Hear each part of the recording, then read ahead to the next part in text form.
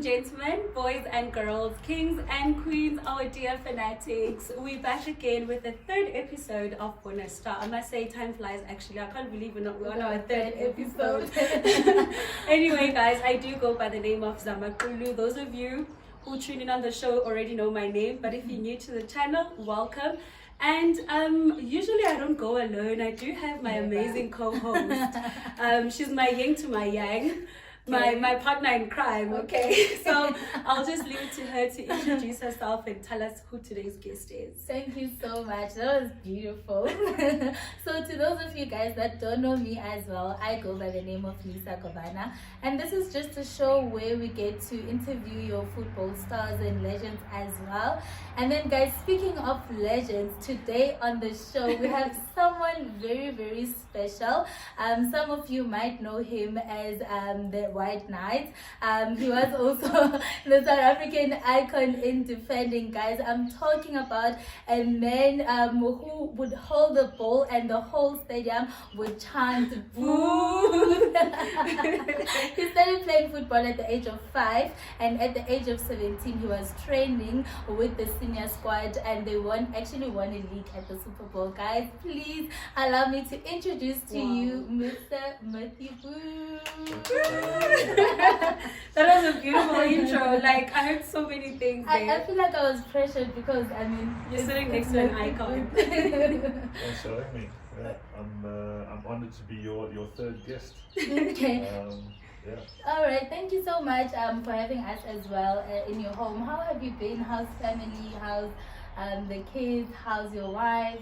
What have you been up to? As good as can be, considering the load shedding and what's going on in the state of our beautiful country. But yeah, I've since retiring about 8 years ago, I've been doing some TV work on Supersport, doing local punditry for local football. I'm also involved in the artificial grass industry with a local company here in Johannesburg. And then I sit on 2 disciplinary committee panels, one for the Premier Soccer League, and the other one for the South African Institute for Drug-Free Sport. And then I'm also director of 2 NPOs, which are very much football related, obviously. So yeah, that's what's keeping me out of trouble. Wow. Very busy. So I want you to take us back. We all know that you grew up in Fishhook, which was in Cape Town, and like just tell us a little bit more about that part of your life, how it was growing up in Fishhook.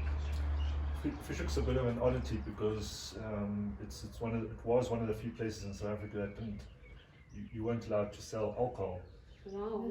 In that area. So as a kid growing up, you mostly focused on sports and education. Nothing else. So that was a good thing. But yeah, in any case, I think my character was just driven towards ball sports. I played tennis, table tennis, rugby, cricket. I love sport. I would sit in the classroom and just think about getting out at break time and or those activities. Yeah, going in the evening to the local football club and just playing sport. I wasn't particularly an academic. I just wanted the ball. And I mean, you started at a very young age, at the age of 5, and your father as well, he was a football administrator for Fishhook AFC. Would you say that he had an influence in you starting at a very young age? Yeah, definitely. Your parents obviously are great influences. They are the original influences. And yeah, so my dad and all 3 of his brothers all played football for Fishhook. They were keen sportsmen generally. In fact, I think my dad retired from playing at about the age of 60. Wow. Just from, you have a veterans league, so you have over 35, over 45. So he was playing until he was about 60. So he loved the game. My mum as well still plays tennis to this day. So that's the kind of background, the sporting background that I come from. And I think ultimately I was always going to follow and end up playing football. I think that was, out of all my sports, that was my true love. Yeah, was your dad also a defender, or he left back? Left back. Runs within the blood. So from the time you actually played football up until now, how do you think the race dynamic has changed? South African footballers had a very interesting part in that. I've always been very proud of the fact that even during the 1970s, South African football was very progressive and wanting the different races to interact and to play. And I've always been fascinated with that history because, of course, I've missed a large part of that. But I would always listen very intently about the stories. And I think just to give you one example of how crazy that period was a story that Roger Desar told me. Now, Roger was conscripted into the South African Defence Force at the time, but also he was playing for Morocco Swallows. Wow. So he would be traveling in the townships in a police vehicle, telling the driver where to go because he knew the township so well. And then on the weekend he would be sitting in a house with his teammates, camping for a game. And the 1 minute he was singing anti-Mandela songs, and the next minute, in the early 90s, he was shaking the man's hand. You know, so that's how incredible that kind of era was, you know, and how confusing it must have been. But the South African football authorities were always very progressive, you know. They attempted the first multiracial league in the early 70s. I think in 1969 there was an attempt for Pirates to play Highlands Park in Swaziland. You know, so there was always attempts to get it going, and even my amateur club, which my dad was intently involved in the 80s, I was playing with young coloured boys in the 80s. So I think that definitely helped me and the rest of my teammates to assimilate and to get used to that fact. And it was pretty common, you know, for that to be the case. So was it predominantly like Africans, or like how was the whole thing around at that time? So initially, when I started playing when I was 5 years old in 1982, my team of under 8s were all white. Okay. In the mid 80s, there were coloured kids who started to join the club and who were allowed to join the club. In fact, the club always had an open door policy, but there was always pressure from the police and the authorities to stop that. But a lot of football clubs went against that, you know, and basically gave the finger to the police. And at that stage, Fishhoek only had a coloured township in the area, and then only in the 90s was there a black township. And then Fishhoek Football Club became even more of a mixed club. Colours, like everyone around. At the moment now you've got Fishhoek, which is very much a grey area. You have Ocean View, which is a coloured township, and then you have Masiphumelele, which is a black township.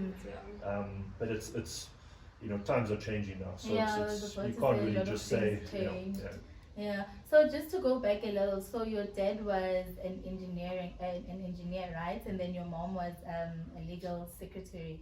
Did you not feel any pressure to also like become an academic? Nope. Not even a little, because also your wife also is an academic. She does have a degree and everything, so it didn't. Yeah, I got my degree when I retired. Political science. Yeah, through UNISA. It was something when I left school, I really wanted to have that experience of going to a UCT or Stellenbosch and experiencing that res.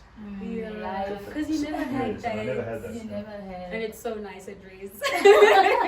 But it was probably a good thing because you know, as soon as I left school, I was traveling quite extensively with under 20 team, with the national under 20 team, and then with the under 23s.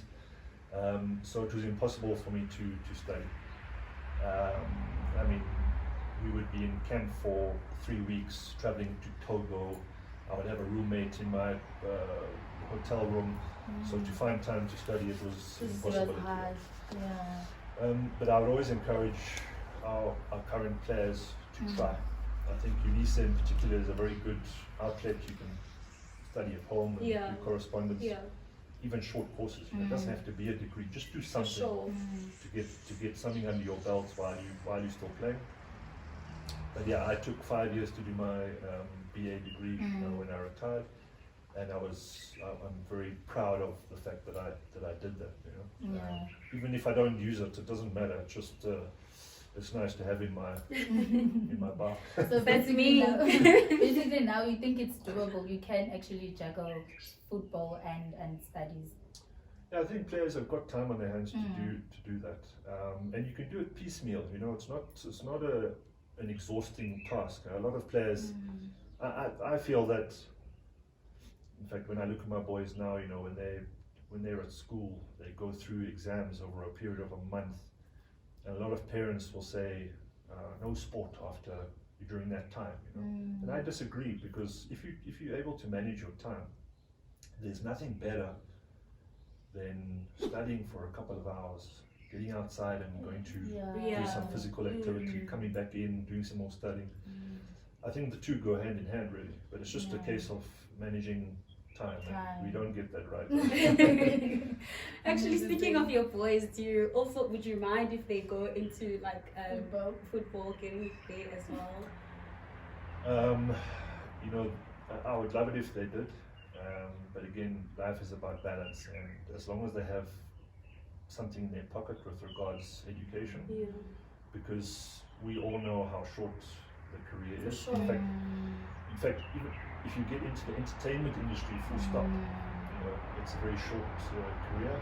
You never know what to expect or what's around the corner. But the positives and benefits of playing a sport that you love and earning a salary from it, and traveling and meeting characters from different backgrounds, that I would encourage them to, you know, just for that reason, I would encourage them to get involved, because that's an education in itself. Yeah, learning different cultures. So now we've known about you when you were in Fishhook, and you know, what did you say? You said they didn't sell alcohol at that time. So I want to go straight into like the start of your football career.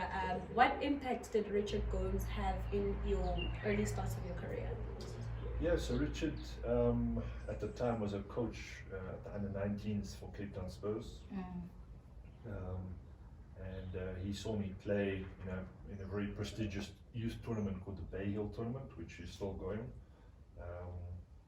And I was playing for Fishhook, and he basically scouted me. In fact, after one of the games, he grabbed me by the hand and said, "Come, I've got to introduce you to the head coach, who was Mr. Avra." And the following season, I joined Cape Town Spurs under-19s with David Cunningham and Dwayne Roberts, who went on to become my national teammates as well. Yeah. So yeah, that he had a very profound influence on me stepping up. And then he later on became an agent, and he arranged for me to then move to Mamelodi Sundowns. And then shortly after that, we kind of cut ties and lost touch. But he was certainly very influential. And then in 1996, South Africa won the African Cup of Nations. It gave you a surety that football was the right career that you wanted to take? Yeah, I think when I left school, I didn't know what to do. And I started working at a sports retailer in Cape Town, while also playing football semi-professionally for Cape Town Spurs. And so there was no real other option at the time. And luckily football came along. But certainly the class of 96 gave the rest of us youngsters at that time a huge boost in motivation. And the fact that a lot of them went overseas over the next couple of years also told us that there's another world out there. You know, you could start earning pounds, and you earn dollars, and you know, also sent out a message that we should get out of our comfort zone and go and experience what awaits us. You know, and I think that was a very important message that group gave us. Yeah. So you speak of Richard Gomes eventually being your agent, right? So, how long were you at Cape Town? Was it Cape Town Spurs? Cape Town How long Spurs. were you there for? Yeah, so I moved there in '94 in my last year of school when I was 17, and I left in 1999. So there was a period of us being juniors and training with the senior team, which was great because at that time Cape Town Spurs had the best team in South Africa in 1994-95. Players like David Modisi, Ronnie Zondi, Sean Bartlett, Andre Aronson was a fantastic team. They should have won the title in '94 and then won the double in '95. And that was when the owner changed hands. He left South Africa and John Komitas bought the team. And a lot of those players were sold. And then the youngsters like myself and David Kanamere and Wayne Roberts were then pushed into the senior team in 1996. And I played 3 regular seasons of senior football, professional football for Spurs. And then in 1999 I had the opportunity to go to Sundowns, and of course I took that. So how did that come about? I'm just interested because you mentioned that he was your agent. So what happened? How was the conversation like? Just give us the picture. Well, basically it was a battle because, and that was my first experience with the legal procedures of the league. And at a very young age, it was quite a tough period in my life because Cape Town Spurs and 7 Stars became Ajax Cape Town. Ajax Cape Town didn't want me. They tried to force me to go to another franchise called Mother City, and I refused. I had signed my contract with Cape Town Spurs. There was no ways that I was going to go to Mother City, and I had to go the legal route, which entailed getting lawyers involved. And at that stage in my career, it was an education, but quite tough financially. And eventually, at the end of all of that, I became a free agent. And Mamelodi Sundowns showed interest, and Richard was there to negotiate with me terms to move to Sundowns on a free. And again, I moved from Cape Town to Johannesburg at the time, and started to train with the Mamelodi Sundowns team, which had won 2 titles in a row. And played with some fantastic players, and we ended up winning the double as well. So it was a nice entry. But where was your dad at that time? Like when you were going through that, because your dad was an administrator for Fish. So where was he? No, he gave me some great advice. Both my mom and my dad, they were there as support. I remember them being very angry at certain things. But I just had to be very patient. So at the time, clubs had a hold on you. So if your contract finished, the club still had a retaining power on where you moved.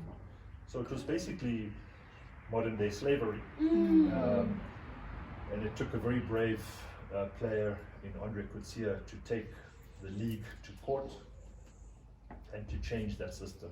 And in 2001, players were then allowed to move freely once their contracts finished.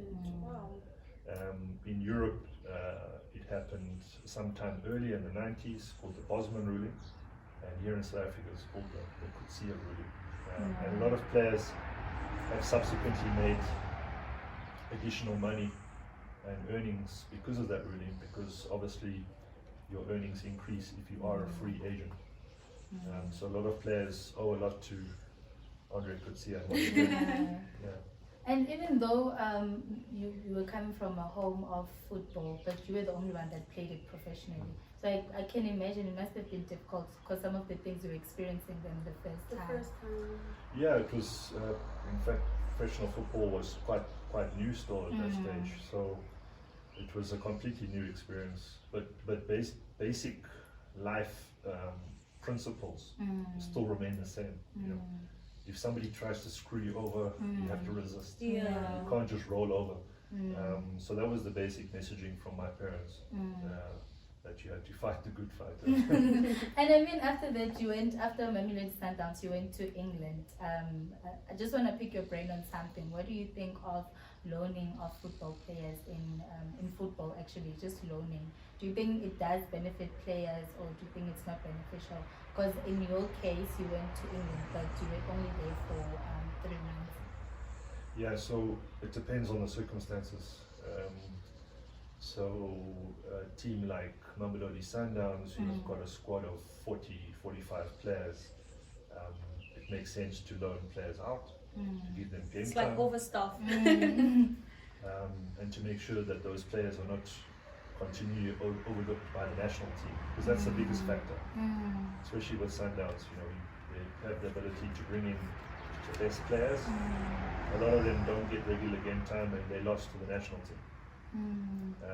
So loaning, I think, is a good thing in that regard. Also, when you're young and you're trying to enter the senior team, it's good to earn your stripes by going out on loan. It's a test of character for young players, and that can be a good thing as well. But in my case, when I moved to Wimbledon, the mistake I made was that it was an agreement between the two club owners, and I didn't make sure that the coach and manager at Wimbledon actually wanted me. So it was an arrangement between two club owners, but the coach, when I arrived there, he didn't know who I was. Really? So naturally, under those circumstances, it wasn't going to work out. So it was an agreement between the coach from Sundowns and Wimbledon. The owner of Sundowns, Natasha Chiklis, and the South African owner of Wimbledon. He was actually a South African who owned Wimbledon at the time, and so it was an agreement between them. But when I arrived, I realized after chatting to the coach, he didn't know, he wasn't expecting me. So I spent 3 months playing reserve team football for Wimbledon, and at the end of that season I returned back to South Africa and continued to play for Sundowns. So you went to Russia, after England you went to back to Mamelodi Sundowns, and then that's when you went to Russia. And okay, and then how was Russia for you? How was that experience? I mean, it's a totally different country. The weather is different, the culture is different. Hectic. Completely, yeah. In 2002, we had a coach called Victor Bondarenko at Mamelodi Sundowns, and he was born and grew up. He grew up in Rostov, which is a southern city in Russia, and they were struggling in their league, in the relegation zone. And the chairman or owner of Rostov phoned Victor and said, "I need help. I need players. Who can you recommend?" So Victor convinced myself and Gift Kampamba to go to Rostov, and for me at the time, I didn't know anything about the league really. It was very much, I just saw the dollars, the opportunity to make more money, and I took it. So it was a very mercenary stance from me at the time. I realized that I had missed out on a couple of opportunities on going on trial. It didn't work out, and now this was this opportunity to make foreign currency in a foreign land, and I just took it that way. But it turned out to be a very good decision. We helped Rostov out of the relegation zone, myself and Gift. So we instantly had a good relationship with the fans and the club itself and the city. Were they chanting blue? In Russian, you don't have the oo sound and you don't have the th sound. So my surname would be pronounced as Boot. Met you, Boot. So yeah, they didn't cotton on to that that fact, but it was a great footballing city. I spent 2 seasons there, got to a cup final, and then made a name for myself and got sold on to a club which had a slightly higher status at the time, and spent a further 4 years in Samara. So 6 years in total. Again, learning a language, learning a culture. Yeah, surely you can speak the language. That's finished. You can. No. Oh. But weren't you missing home? I mean, 6 years. Like, did you not feel like, okay, no, I'm I done need to now. go I want to home. go home. Well, what I love the league, and I love the competitive nature of the league, and I love the football that was played there because there was a strong influence from South America. I was playing against Brazilians. I was playing against players from the old Yugoslavian countries, Serbia, Croatia, Bosnia. So there was a very strong Russian influence, obviously, but then a nice flavor. So it was a you came up against teams of different stature and a different way of playing football. So that kept me on my toes all the time.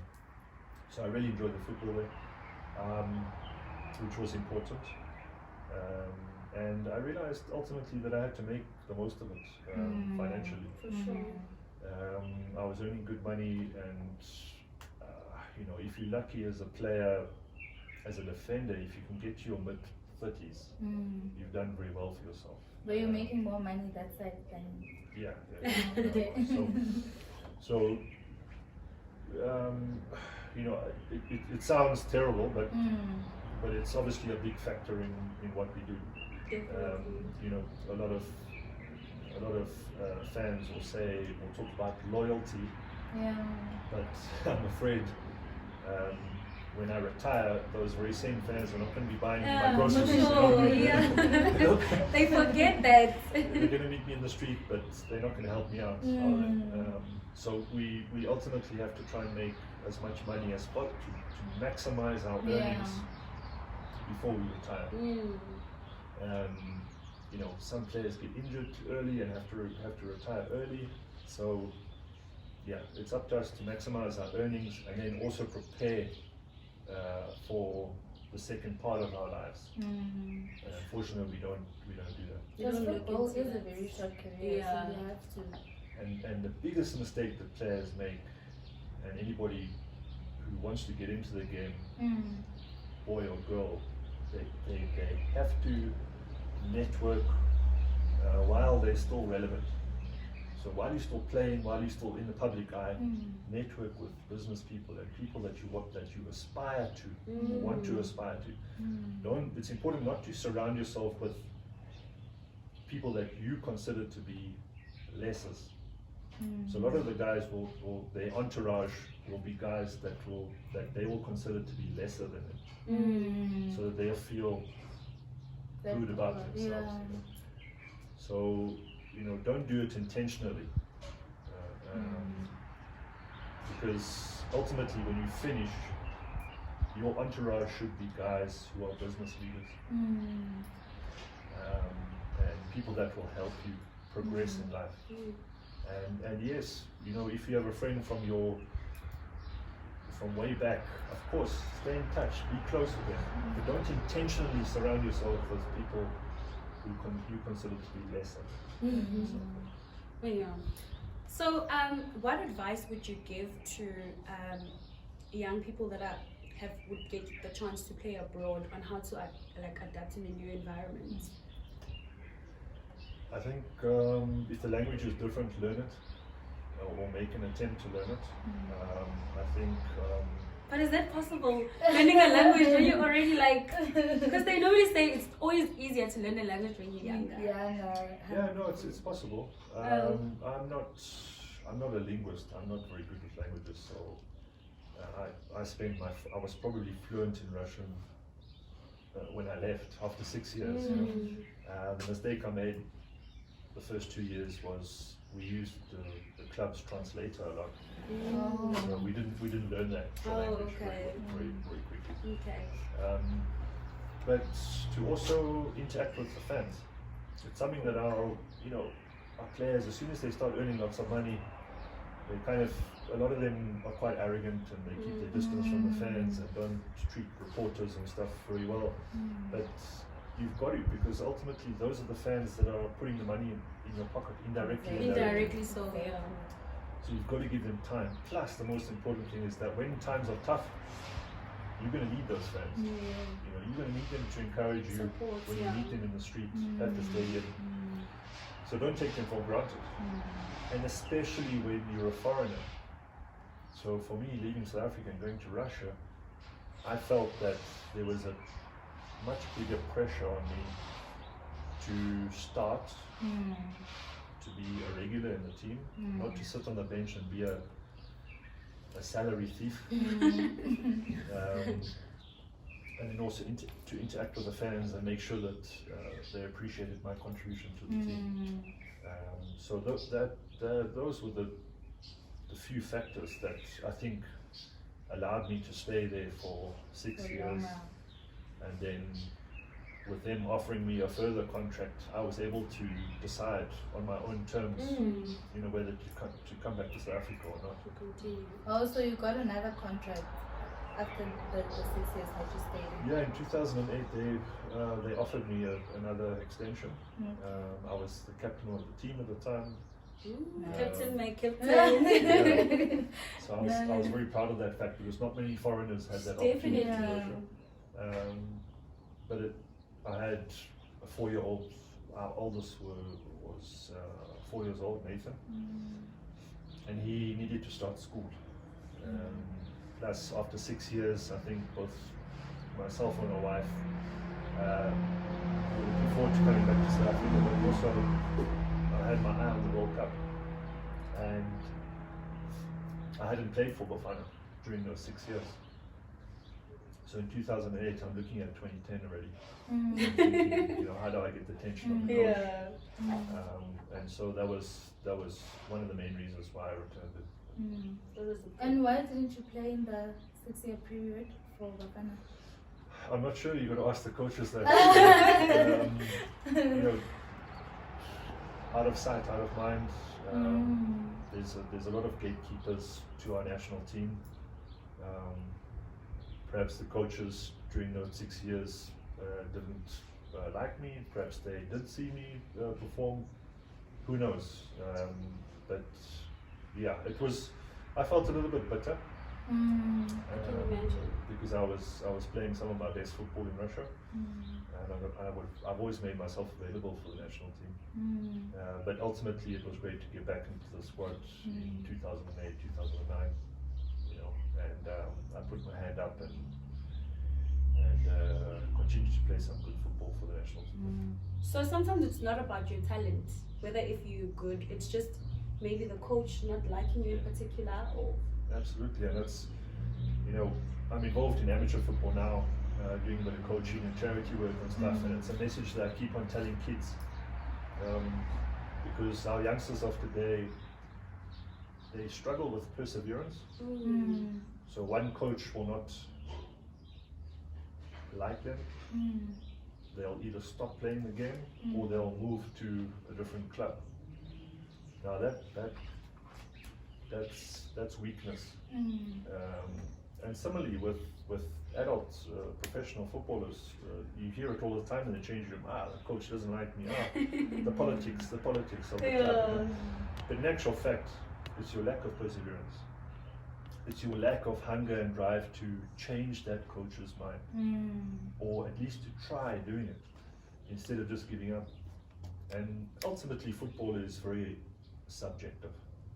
I mean, fans will watch the same game and have different opinions about that game. And similarly, we've got 16 head coaches in the PSL, and every single one of them will have a different opinion about a player. So you go to one team, a coach won't see something that another coach does. But you've got to fight to try and change that coach's mind first and foremost. You've got to have that fight and perseverance, and that's one of the biggest characteristics that a player, person, in any form of life, must have. I really appreciate that advice, especially for people that view our channel and are upcoming. Because I mean, he was playing internationally, so you'd expect for a player that's playing abroad to, be playing for the squad as well. Yeah, well, we've got a lot of young players who are playing in Europe and different parts of the world. So it would be interesting to see how our current national team coach, how he scouts them, how he gets data and analytics around those players, because he has a lot of time on his hands. So there's really no excuse not to keep in touch with players that are based around the world, and of course watch regular local football as well, which is a lot easier. But there's got to be some form of scouting system and acknowledgement. Just to phone a player and say, hey, I watched your last game on the weekend, does so much for the player to know that somebody's watching them, and keeping tabs on it. Because I remember with, I think the coach for Germany, is it Joachim, or the longest, he would do that. It's like go to different places around to see and scout the players, doing homework, like doing that research. So now we know that you went to England and you went to Russia, and then you come back home to Mamelodi Sundowns, right? Has that door always been open for you to say you can go that side and come back or accept you? Yeah, I think, my first stint at Sundowns was under the Chiklis family. Then when I spent 6 years in Russia, during that time there was Patrice Motsepe came and he bought the club. And so when I returned, my agent at the time phoned them up and asked them if they would be interested, and they said yes, of course, we would be keen. It was, I thought, my reasoning for returning to Sundowns was I've played for them before. I've had success with them before. One of the wealthiest men in the country owns the club. For sure. So the likelihood of getting a good offer was there. But more importantly, I was reaching my 30s and I wanted to win more trophies. Unfortunately, that didn't happen. So over the next 3 seasons, we were trophyless, and that again was a time where it was a very disappointing time in my career, playing with undoubtedly the best players in South Africa, but the fact that these players kept on turning over. I spent 3 seasons there, and I saw guys arrive after me and leave before me, and when it comes to football, there's one thing that you've got to get right, and that's consistency. Get in a group of players, get in a coach, and let them be for a season or 2. You've got to let them be and let them flourish. For me as a player, I want to see regular faces in my lineup so that I can get used to what our patterns of play are like, our understanding. So when that kept on changing during those 3 years, it was very frustrating, because we weren't able to get any consistency going. And that's a lesson that can be learned in our national team, in life in general, but yeah, it was very disappointing not to win anything with them. And then they also didn't renew your contract due to any injury that you had. Were you disappointed that they didn't do that, seeing that you were with the club for a long time? Yeah, again, you talk about loyalty, and so once a club decides that you are not valuable anymore, you stop being viewed as a commodity and you push to the side. And funny enough, I was playing regularly for the team up until the injury, but it was a very serious injury which took me 6 months to get back. And during that time, the powers that be, the technical committee, whoever, the CEO at the time or the club owner, decided that they were not going to renew. What disappointed me a lot was after 6 years with the club of service, I had to spend 2 months on my own, getting back to full fitness, and psychologically that was very tough. No help from the club because my contract had been terminated, and so that was a very tough period. You're in your 30s as a player, you've just recovered from an ACL, you're not getting a salary anymore, but that actually made me quite angry, and it drove me to made sure that my knee got stronger, and then I got back to full fitness. And so you use that anger. You know, there's always a silver lining. You know, so there was no point in just being depressed and despondent. I used that anger to drive me to get back to full fitness, and ended up playing another 3 seasons. 2 for Cape Town, or Ajax Cape Town at the time, and 1 for the Misfits. How was your time at Vets? That was great. So it's a great institution. Was under Gavin Hunt with a very talented team.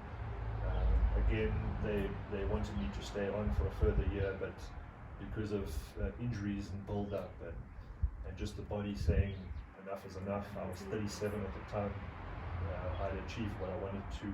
I played quite regularly for Vets, so it was always nice to end off on a high. I didn't want to be a salary thief. by sitting on the bench.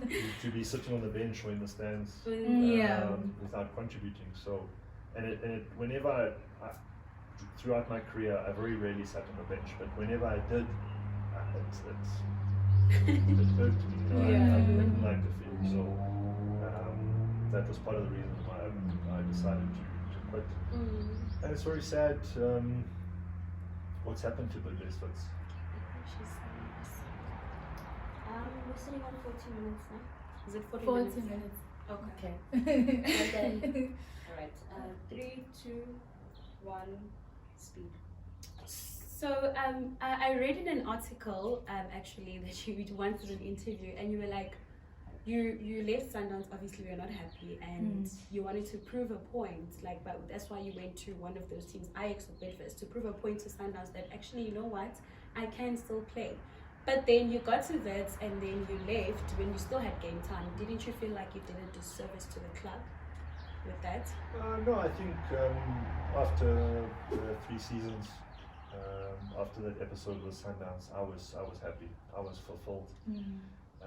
And at 37, I thought I had a good career. You know, but this, I remember Jose Ferreira, who was the chairman, was not very happy with me. They had offered me what you call a 1+1, so a 1-year contract, and then they would have the option of another year. But after that first year, I turned them down. After they offered me an extension, I was very happy. I was very chuffed that they had offered me an extension, but you know, there's a time for everything. And after having chatted to my parents, to my wife, and to my agent, you know, it wasn't an easy decision, but I decided that I'd had enough there. Do you still remember your last game that you played?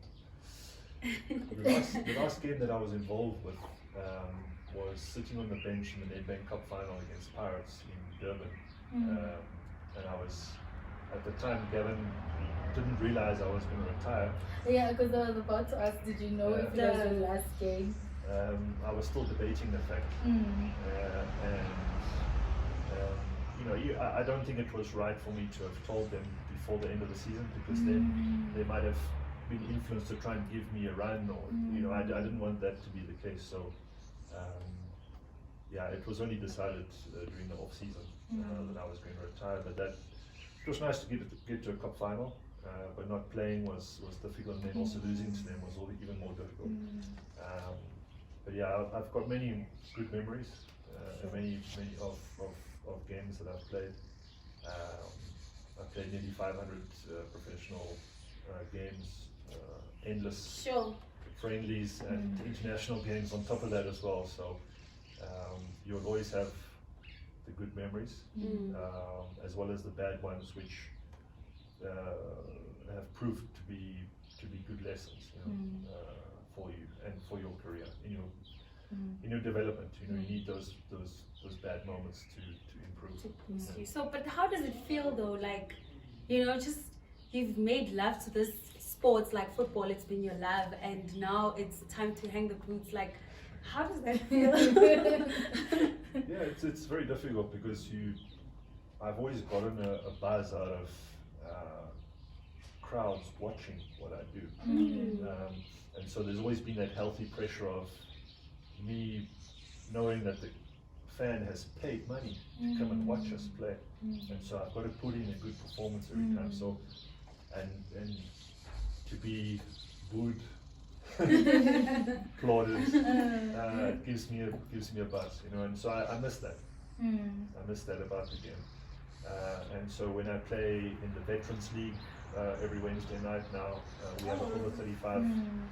If there's 5 or 6 people watching, I still get a bit of a buzz, you know.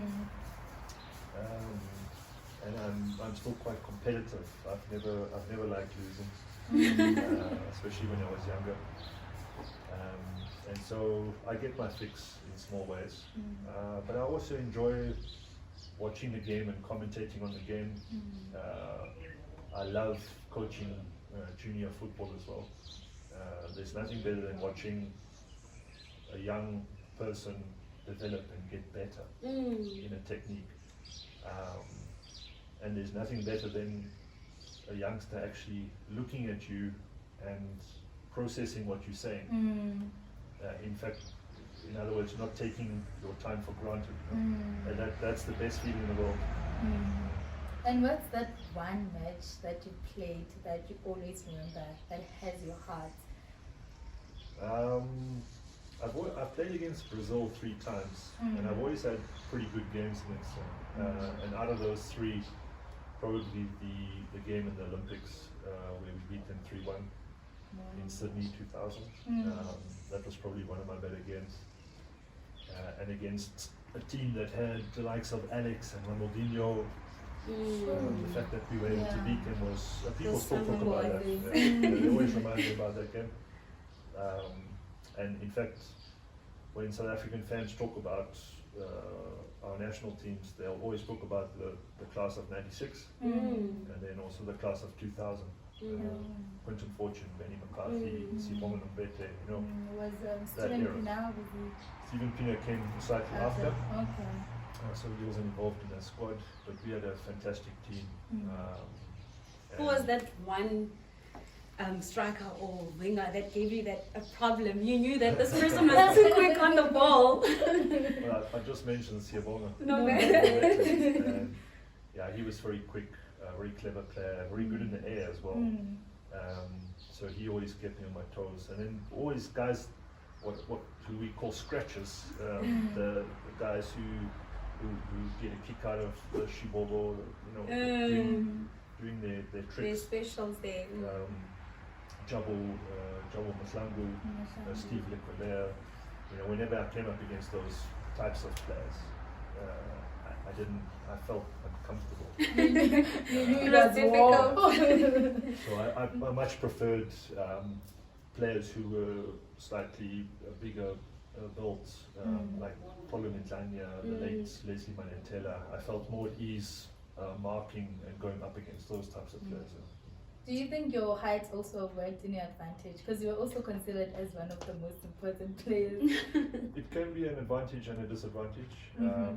Because I was so tall, I wasn't very quick. But then you learn to anticipate. So for one weakness, you have to develop a strength. And that's what I attempted to do in my game. I worked on quick feet to try and get quicker and be neater on the ball. So it was a constant process of working. You know, you're never too old to learn something new. Enough with the seriousness and football questions. Now we're going to be playing a little bit of a game. So we're going to be playing 30 seconds just to test Mr. Boots' general knowledge. So you're going to start asking, right? Yeah, I'll start asking. Cool. You've got the timer. I've got the timer. Okay. Just tell me when you're ready. Shuffle the card. I'm going to do the blue side because the yellow is always hard. Yeah, you can do the blue side. Ready? Ready. Okay. Oh my gosh. So our continent. Africa? Yes. It was an app before we had BlackBerry, like we used to use it. Pass. No, okay. He was an author. Macbeth. An author. Shakespeare. Yes. This is where Jesus was born, like the place. Nazareth, Jerusalem. Yes. There's a song. It's called.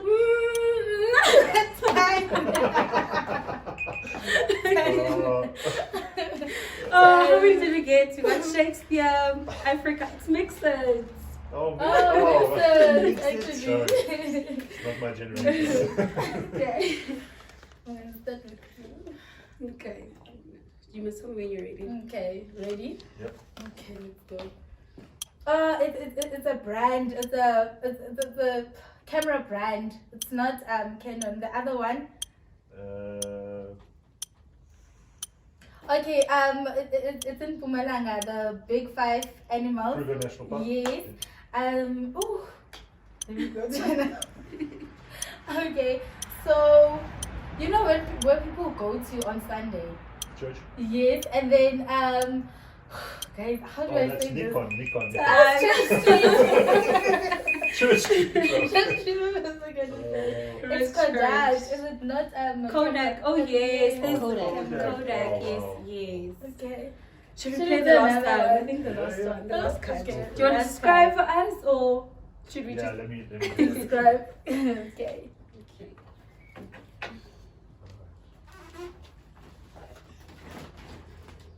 Your answer. Or should we? I think we should. We should both know. Yeah. Okay. So blue is easier. Yeah. Okay, ready? Yes. Okay, you don't go to hell, you go to. Heaven. Okay, it's a big shopping store. Not game, but Oh, it's macro. Okay. the Pirates of the Caribbean. What's the name of the character? Oh my God. He was Alice in Wonderland. What's his name? I'm here a case now. Okay, the group of singers that come from KZN at the school. Oh, What's the person's name? Jack Sparrow. Jack Sparrow. The Black Mambazo, ladies, Black Mambazo. The group. Drakensberg Boys. Okay. Oh wow. This was fun. Yeah. That was really fun. Yes, guys, there you have it. We just had a little bit of a game just to try, and loosen up. We've been having so many serious questions. Moments. So I wanted to dive right straight into it, just to ask you general stuff and just pick your brain on football now. What do you think the current state of football in South Africa is? It's. I think if we look at Bafana and the PSL, we could be in a better space. I think the PSL has done exceptionally well from a financial point of view in a very short space of time, where in Europe they've had over 150 years to get it right. We've gotten it to a very good state in a very short space of time. So there are positives, but I think we could have done a lot better in these last 30 years. And I think people talk a lot about the PSL and Bafana, but in actual fact, we should be looking at grassroots football a lot more, and getting facilities, coaching, organized football right all around the country, not just in Johannesburg, not just in Cape Town, not just in Durban. We've got to extend that to all parts of South Africa, and then we will eventually have maximized our talent pool. And we've got talent in this country. We do. They're just boys and girls not given enough of an opportunity.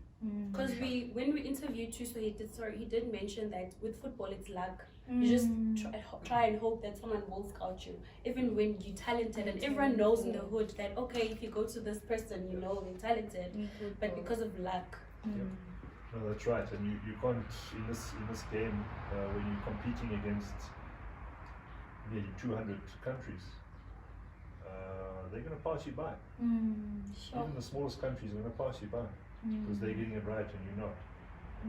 So there's a lot of little elements in getting it right, but I think if we can get those basic tenets right, coaching, organized football, facilities,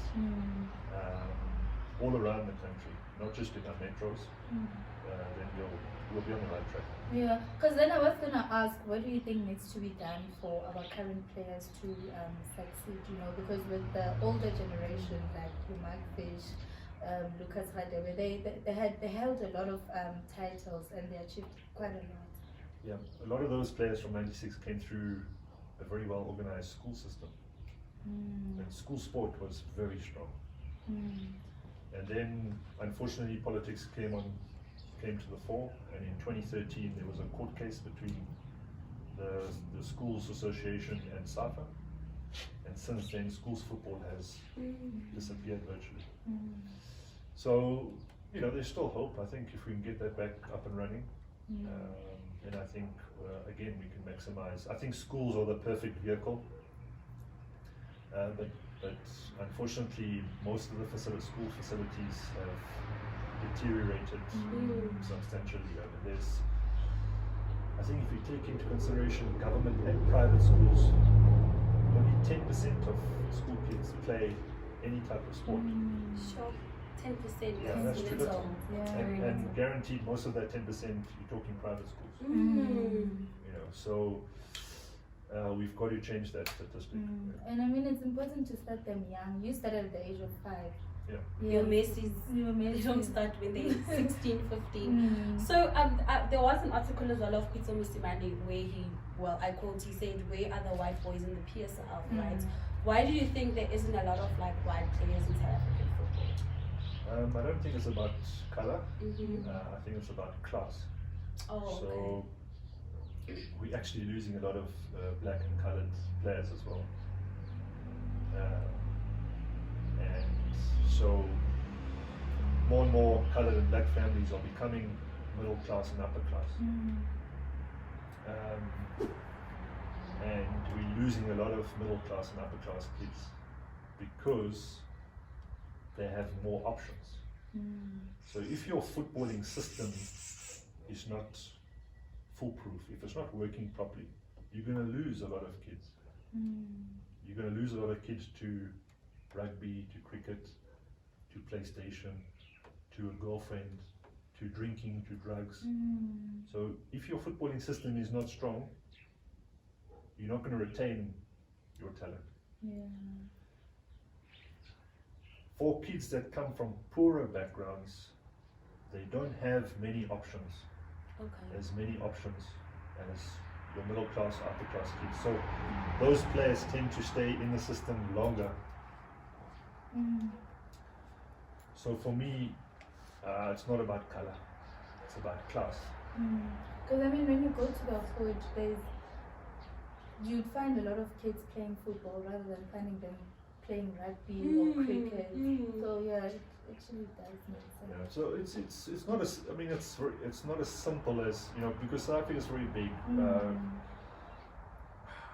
The dynamic in East London is going to be different to the dynamic in Nelson. Yeah, it's great. But generally in my travels and my interaction with schools and communities, and that's what I've picked up.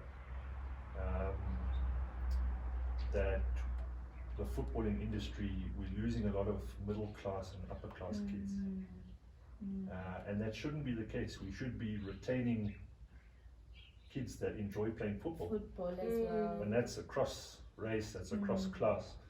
But don't you think it's also maybe their choice to say, oh, well, there's money at home, I don't see why I should be on the ground or playing, you know, like if you're basing it on class.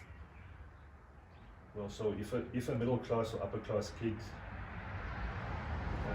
goes to a football game or gets involved in football and the referee doesn't turn up, or the kids that he's playing against are overaged, or there's no lines on the field, or maybe he has to go to a place that he doesn't want to go to, travel to,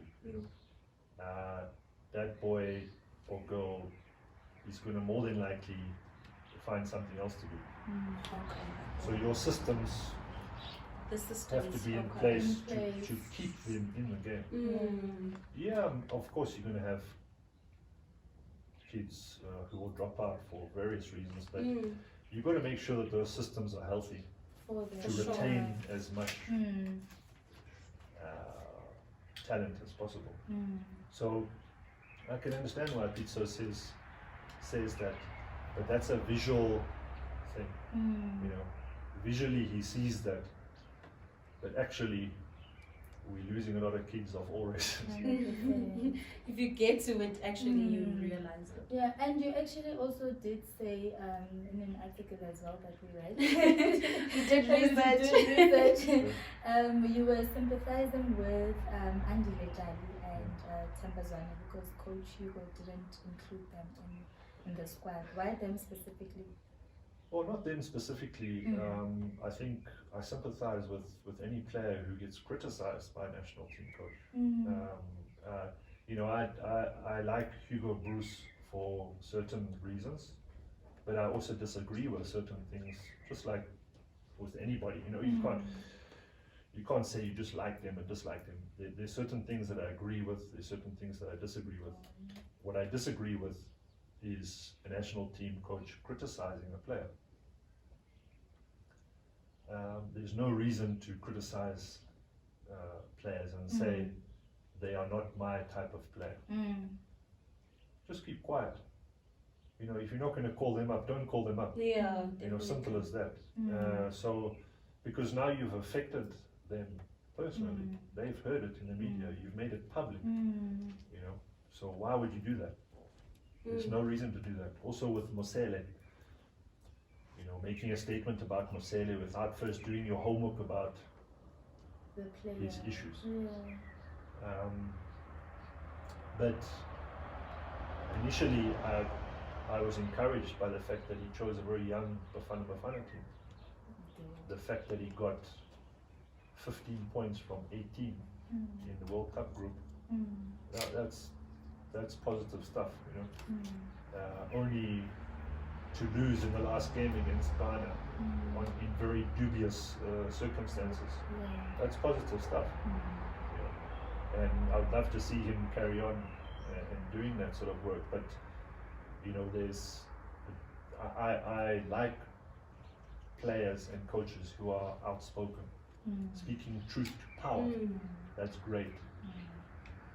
But you must just be careful when it comes to players, what he says, because ultimately he's in a job where he has to motivate players. Yeah. Not only the players that are playing for him, but also players who might play for him and who want to still play for the national team. So we actually have a low number of players playing abroad, right, in South Africa. Do you think it's a matter of like the quality of the players that we have, or maybe standards abroad have changed or have leveled up? Maybe we're not meeting them. We're not meeting them. We haven't kept up with international best practice, and I go back to what we were talking about with grassroots football. I mean, ultimately that's the problem. You know, we don't have our systems in place to maximize our massive talent. We're not maximizing our talent. A country of 50 million plus, with all our resources and our love for football, we never. We should be, if we had our systems in place, we should be top 3 in Africa, and we should be top 30 in the world. Easily. But because our systems have been degraded over the last, since 1996 actually, we've seen a drop in our performance and our status on the continent and globally, and we have to reverse that cycle, and we can do it. We mustn't get depressed. But, I'm already depressed now. I'm just like no. We people must focus on the right things though. There's no point in focusing on Bafana or the PSL. That's the cream of the crop, you know. We have to focus on developing the future, and that's a difficult job. And I sometimes wonder whether the people at the top at SAFA are capable of implementation, because we love talking, we love having datas, we love drawing up documents, but the actual implementation and rolling up your sleeves and actually doing, we struggle to do that. And if you were to be given an opportunity, would you become a coach? Not coach. I would love to get in the administration and and to get involved with rural communities and outlying communities to audit, to do an audit of what they have with regards coaching and facilities, and to try and get the private sector corporates involved to lift the game outside of the metros, because you'll find the best talent out there. You just got to look, and you just got to give kids an opportunity to shine. Definitely. All right then, so there's so many things you did mention in the beginning, that you're doing so many things. I know you are you have the Booth Education and Sports Trust. You've got the Artificial Grass SA going for you. You're part of the disciplinary hearing in the PSL. You're raising a family. You wrote a book. Are you still writing the book, or you're still writing? You know, there's so many things that you're doing. I mean, from being the guy that everyone would chant Booth to, and then doing so many things. Like, where do you how do you juggle everything? No, I still have quite a bit of time. The disciplinary committee panels, they're very irregular. They happen only once in a while. I'll probably sit on one of them once every 2 months. So the artificial grass and the TV work are my main sources of income. At the moment, June and July, obviously there's nothing going on for football. So it gives me an opportunity to focus on the book and to focus on the NPOs. The other one is the South African Football Legends, which is very close to my heart. During lockdown, myself, Brian Beloy and Stanton Fredericks founded the NPC. And the aim is to try and get ex-players back involved in the game, and to continue to contribute to the communities that gave us a lot, you know. So that's been very interesting, drawing up proposals for corporates to get involved. It's been a very exciting period, and we're getting a lot of interest, so I'm crossing your fingers. Okay, I think we have to wrap up now. This has been so much fun. I could actually go on do this forever. Thank you so much for allowing us into your home, and most importantly, thank you for the great memories and the great moments that you gave us on the pitch. Oh my goodness, I want to chant Booth now. I wish we had like our fanatics here, like chanting Booth. So we can give you that, you know, that electrifying feeling we used to get. We certainly do miss you, seeing you on the pitch, you know. But thank you so much. Thank you for everything. Just want to say thank you. That's it. It's a pleasure, and thanks for the invite. Is there any word, maybe that one person you want to thank that had a huge impact in your career? Maybe this is your time to say to them, or just say this is your time to say something, whether you want to speak to young players, whether you want to speak to Safa as a whole on how they can change things, you know, anything. You don't have enough time. No, but it's, I think to any boy or girl that's wanting to take up the profession, it's not only about your technical ability, your skills with the ball, that will allow you to make it in the professional arena. It's more about it's more about characteristics like perseverance, determination, being on time, being able to listen to the coach, being enthusiastic, enjoying the game, having a smile on your face when you train. Those are the types of characteristics which you should also work on. In fact, even more so. That will give you a better chance to make it in life.